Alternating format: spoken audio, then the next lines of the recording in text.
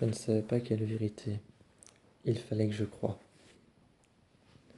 Est-ce que c'était celle qu'on disait dehors? Il y avait ceux qu'on appelait les survivants, ou ceux qu'on appelait les vivants.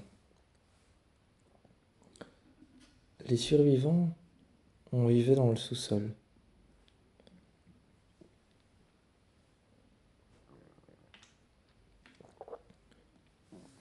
On construisait des technologies. On se servait de ces technologies. On avançait des plans, des théories du complot. Il y avait une salle avec plusieurs lits. C'était là qu'on dormait. Pour les autres lits, et faire davantage de place, on avait enfoncé des cordes qu'on avait passées dans un matelas. Je me souviens avoir ri et galéré pour les accrocher. Ça a été la seule fois qu'on a réellement rigolé. À l'extérieur, tempête de sable et tempête rouge nous empêchent d'avancer. J'étais en train de construire une combinaison. La dernière fois que nous y sommes allés, avec le prototype, qui n'était encore qu'un projet, on a trouvé un corps, à côté d'un robot, presque achevé, un androïde.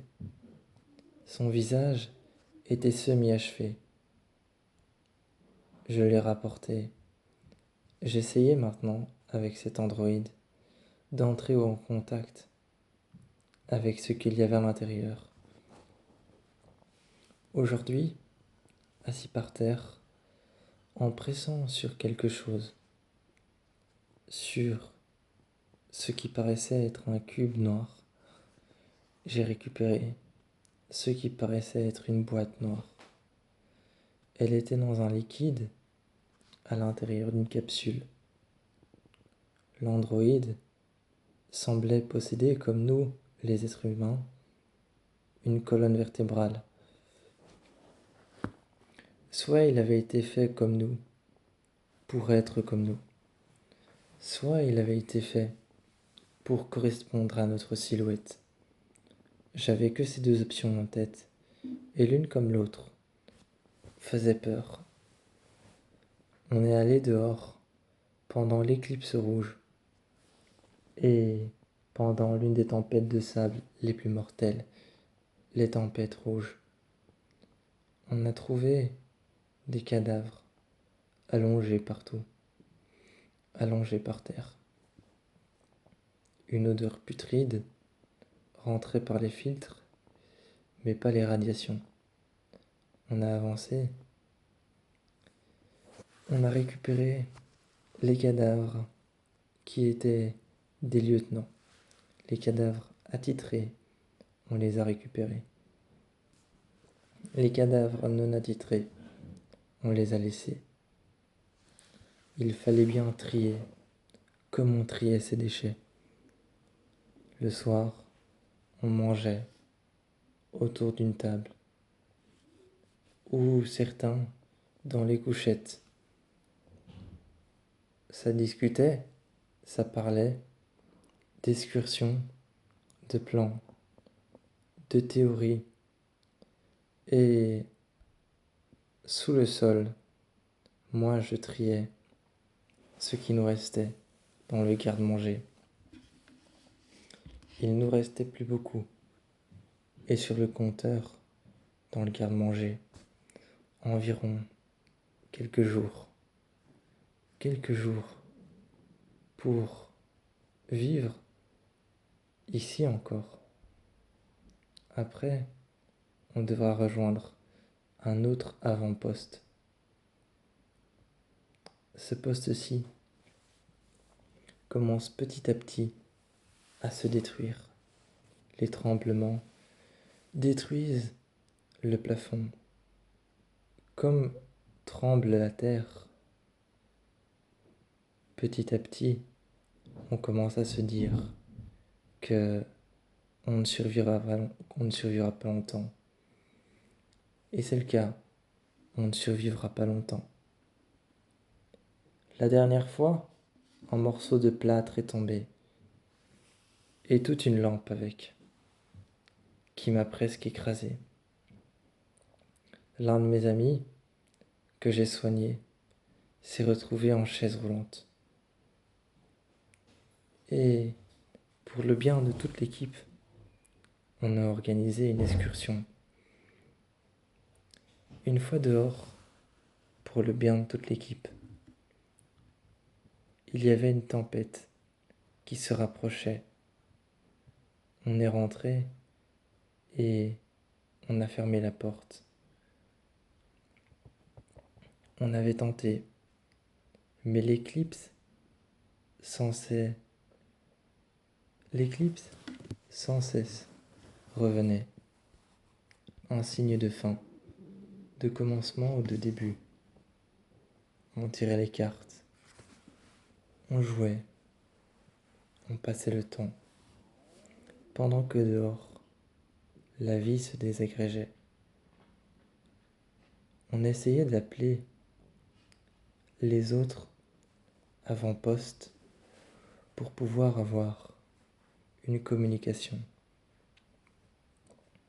Mais à part des grésillements, à part des personnes qui répondaient paniquées et qui disparaissaient au bout de 3 grésillements, on n'avait rien. Ensuite, une fois qu'on n'avait rien, tout recommençait comme avant. J'ai pris un jour mon équipement et lorsque tout le monde dormait, je suis parti seul. J'ai laissé sur la porte un mot qui disait de ne pas venir me chercher si au bout de 3 jours, je n'étais pas revenu. Au bout de 3 jours, mon frère, ma sœur et mes parents ont regardé ce mot posé sur la table et ont eu le réflexe de le retourner.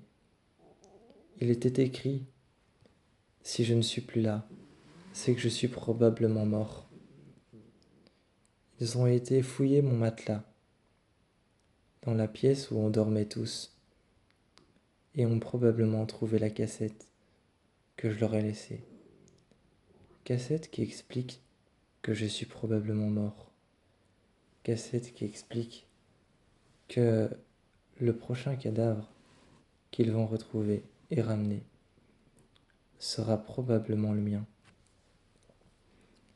Une cassette qui raconte que je ne suis pas parti pour rien, mais parti pour découvrir le nouvel avant-poste. À l'intérieur, je l'avais trouvé, une salle de séjour suffisamment grande pour les accueillir tous, mais je ne pouvais pas faire marche arrière. La connexion était brouillée, brisée. Je ne pouvais pas les appeler.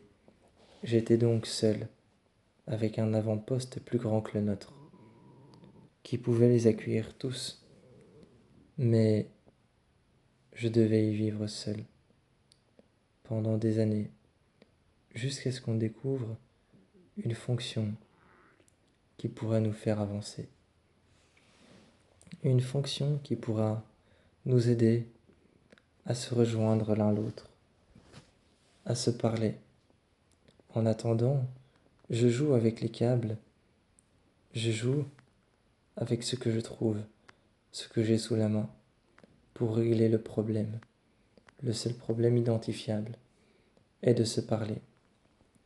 Mais, bien sûr, de l'autre côté, j'imagine que je dois leur manquer, que chaque nuit, plus personne ne doit s'amuser, que les parties de cartes ne sont plus les mêmes, que la manière de réfléchir à un plan pour sortir n'est plus la même, tandis que moi je réfléchis, j'étale sur la table mon plan,